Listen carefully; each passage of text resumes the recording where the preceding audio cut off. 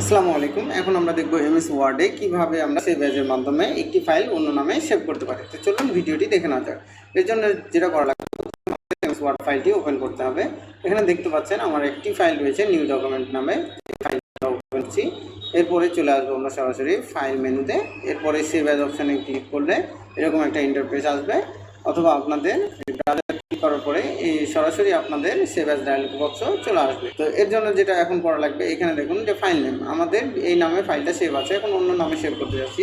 তো এইটা ডিলিট করে দিয়ে আমরা এখন এখানে অন্য একটা নাম বসাচ্ছি, আমার পেজের নাম বসাচ্ছি ডিজিটাল আইটি এডুকেশন।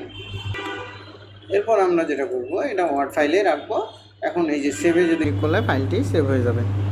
আমাদের চলে আসতে হবে সেভ হয়েছে কিনা সেটা দেখার জন্য সরাসরি ডেস্কটপে যদি চলে আসি, এখানে দেখতে পাচ্ছেন যে নতুন একটি ফাইল সেভ হয়ে গেছে। তো ভিডিওটি দেখার জন্য অসংখ্য ধন্যবাদ।